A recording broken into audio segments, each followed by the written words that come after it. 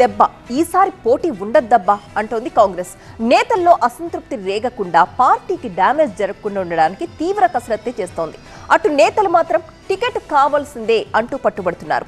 దీంతో అభ్యర్థుల ఎంపిక పార్టీకి తలనొప్పిగా మారింది. ఈ సమస్యకు పరిష్కారం కోసం ప్రత్యేక కసరత్తు చేస్తోంది కాంగ్రెస్ పార్టీ.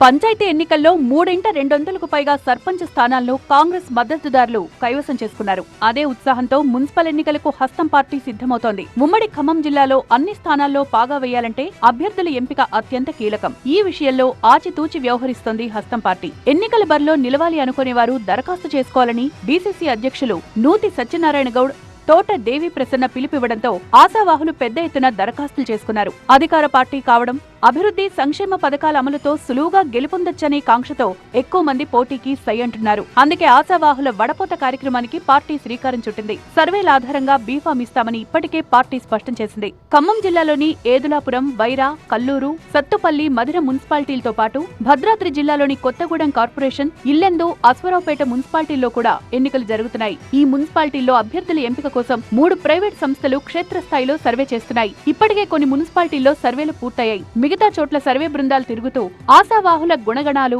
ఆర్థిక అండదండలను ఆరా తీస్తున్నాయి. పార్టీకి విధేయులుగా ఉంటారా, ప్రజల్లో తిరుగుతున్నారా లేదా, సేవా దృక్పథం, ఆపదలో ఉన్నవారిని ఆదుకునే గుణం ఉందా, గెలిస్తే స్థానిక ఎమ్మెల్యే, మంత్రుల దృష్టికి ప్రజా సమస్యలు తీసుకువెళ్లి నిధులు రప్పిస్తారా, సభకు జనాన్ని తరలించే సామర్థ్యాలు ఉన్నాయా, అవినీతి ఆరోపణలున్నాయా, ఆర్థిక పరిస్థితులేంటి, ఇలా వివరాలను అడిగి తెలుసుకుంటున్నాయి సర్వే సంస్థలు. ప్రత్యామ్నాయాలపైన ఆరా తీస్తున్నాయి. ఒత్తిళ్లు, పైరవీలు ఉండవు. సర్వేల ఆధారంగా గెలిచే వారికే టికెట్లు ఇస్తామని మంత్రి పొంగులేటి శ్రీనివాసరెడ్డి స్పష్టం చేశారు.